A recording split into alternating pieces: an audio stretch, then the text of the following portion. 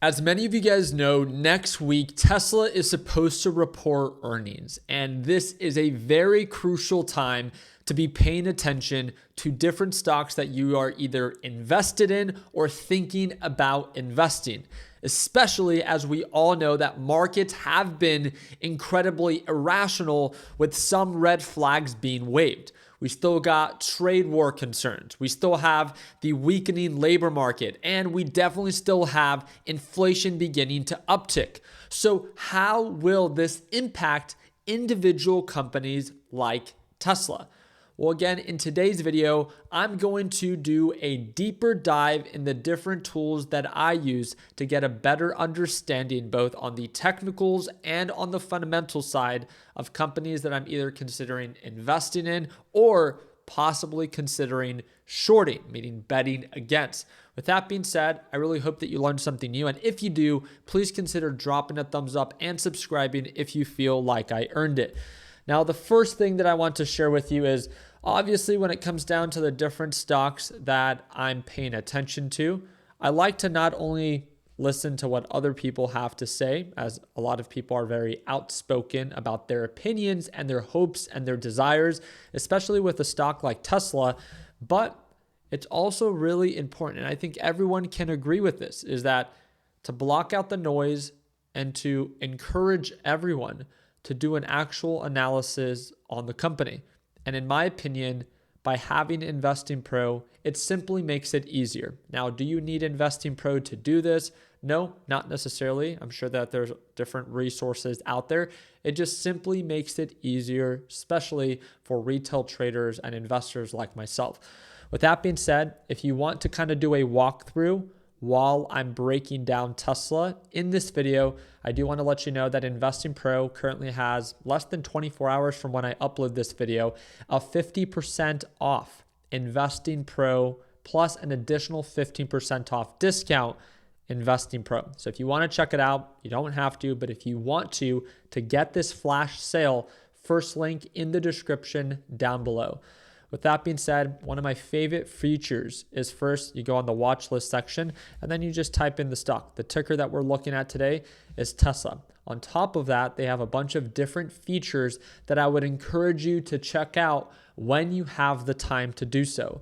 Again, it has the Pro Picks, it has the ideas, it has screeners, it has Data Explorer when it comes down to the different charts, saved work, and even the Warren AI, which is pretty much like a chat GPT that's more tailored to investors. But again, sticking to the basics of what I enjoy most, and again, you guys have seen me use this many, many times, it's Investing Pro and their Pro research. Now, very quickly, it makes it easy for me to understand what the fair value according to a series of analysts are. It's telling me that for Tesla stock, there's about 33% downside based off of fair value at around $284 per share. Well, that's a problem because Tesla's trading at 431. So obviously, if you look at the different time frames, remember, different time frames give you different perspectives. If I were to ask you a very simple question, based off of the technicals, is Tesla overbought based off of previous patterns, or is it oversold based off of where we're at right now? I would say that it's closer to a previous resistance range than it is to a previous support range. And Tesla has recently been going up, a really great amount from lows of 200 to highs of 400. But why? You might think that, oh, wow, Tesla must be growing as a company. Well, no. If you actually pay attention just by clicking on the Pro Research, again, it provides you this tool. This, in my opinion, is single-handedly the most important feature and most useful feature that I enjoy from Investing Pro. The reason why it actually, as a visual learner, allows me to understand its revenue growth, the big green bars, quarter after quarter after quarter. And you can see that for the past year or two, we've almost been flatlined. Tesla has not been growing. And on top of that, we all know what was recently announced. If I'm not mistaken, it was September 30th. The EV credits, the EV subsidies are no longer going to benefit Tesla. They expired, meaning that the billions of dollars that Tesla was making off of these EV credits when people would buy Teslas not only was it an incentive because consumers would get up to a $7,500 tax credit if applicable, but on top of that, they would also get, on Tesla's side, EV subsidies. And look it up. You can ask Warren AI. It's billions of dollars what it accumulated to at the end of the year. And that was part of their profit. And if you scroll down, not only in the executive summary, which again, it really comes down to how bad you want this. Do you just want to have a general understanding of the stocks that you're invested in? Or do you want to have a deeper understanding of the stocks that you're either invested in or thinking about investing or trading? Read it. Understand, Tesla maintains strong financial health with more cash than debt on its balance sheet. That's good. Though its stock experiences significant volatility, which of course we've all known that about Tesla, the company's automotive business continues to evolve, with the Model Y becoming the best-selling vehicle in multiple European countries. The most transformative development that has been the successful launch of the robotaxi service in Austin, making Tesla's entrance to the autonomous ride hailing with plans to expand to half of the US population by end of year, pending regulatory approval. We'll see if that actually happens. So it sheds light on both the pros and the cons. And one of my favorite things is beyond the actual valuation, beyond all of these different pro tips, which I would encourage you that if you're thinking about investing, again, you scroll on your phone aimlessly looking at TikToks and Reels. Just dedicate 5 or 10 minutes to actually read the entire page. It's not that you have to agree with all of it. It's just, I just want you to understand the good and the bad. And my favorite part, not only with the EPS revisions showing that it's actually expected to go down, but on top of that, I can get an understanding of how this company makes money throughout the year with their LTM financial models. They're pretty much flow charts that show me how much money the company brings in, the revenue, and the breakdown of their costs and their net profit of the $5.9 billion. Because if we go on over here and we look at their $5.9 billion, it's really cool to see that number, but it's, I think, even more cool to understand how they got to it. What are they, spending their money on? Research and development, RG&A, income tax.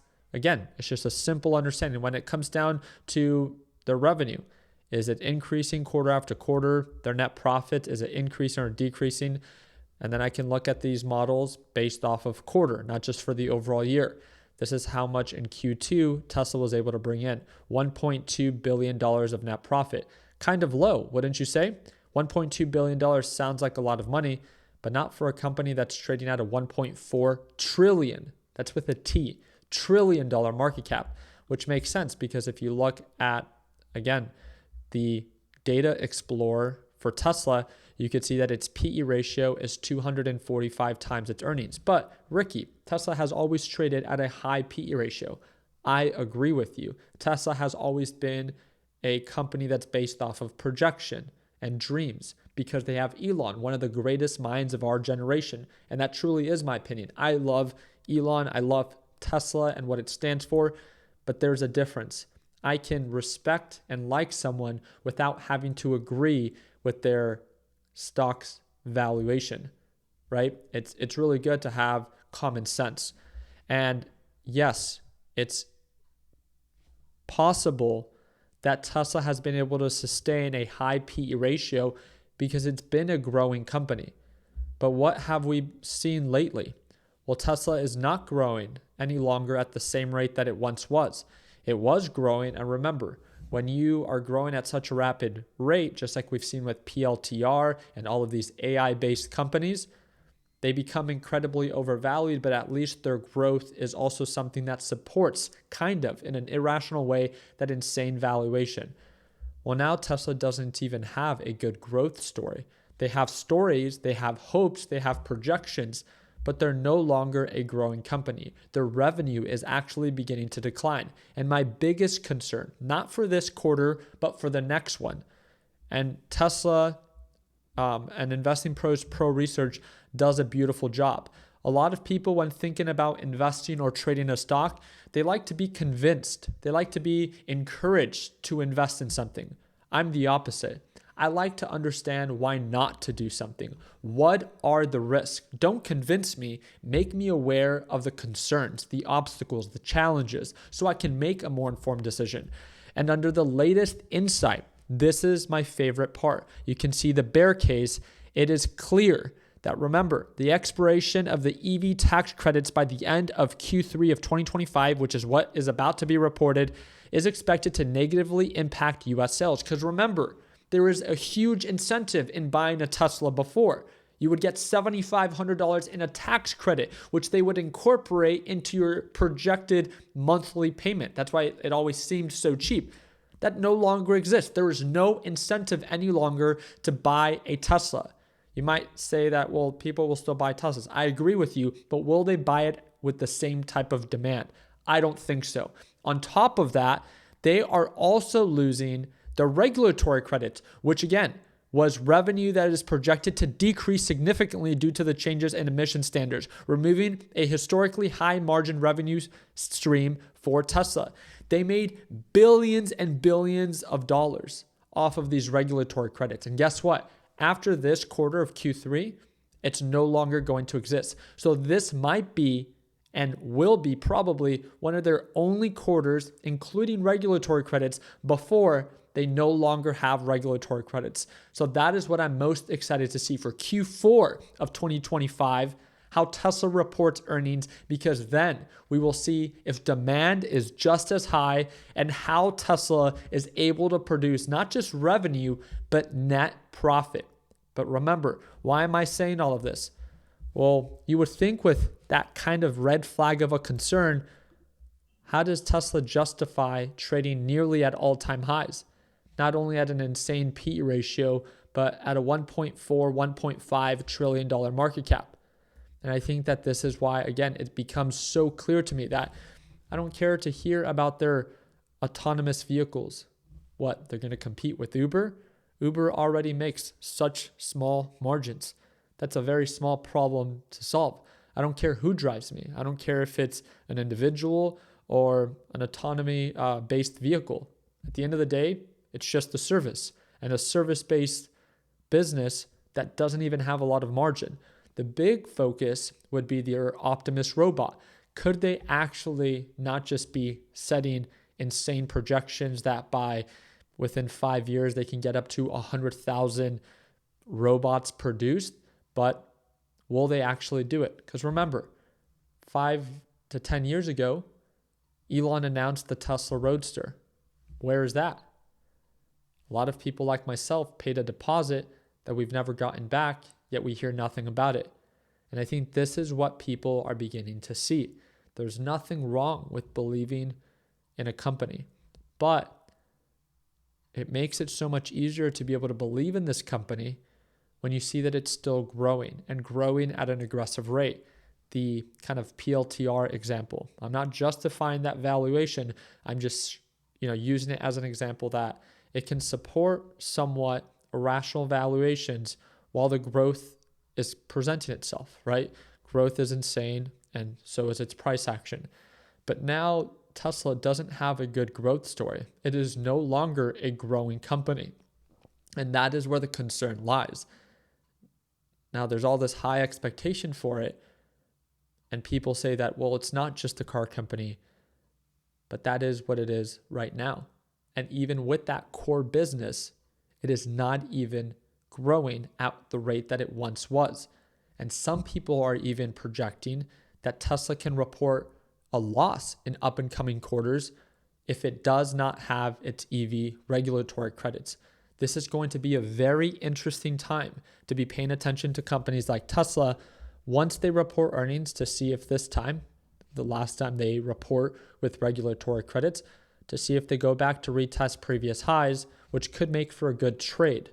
But remember, there's a difference between an investment and a trade.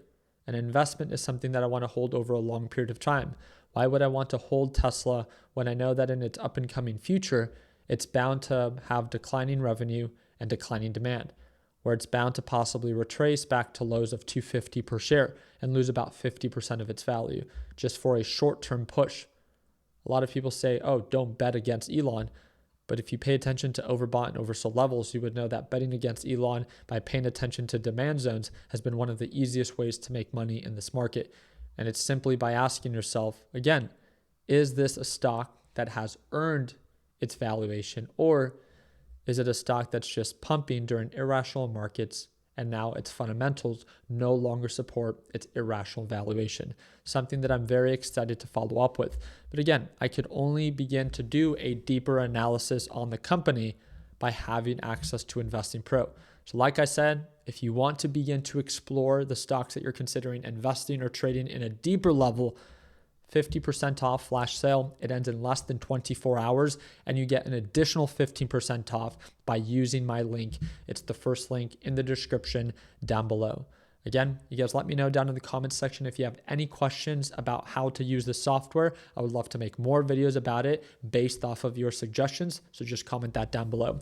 I appreciate your time. I hope that earns you a thumbs up. And like always, let's make sure that we end the year on a green note. Take care, team, and happy Wednesday.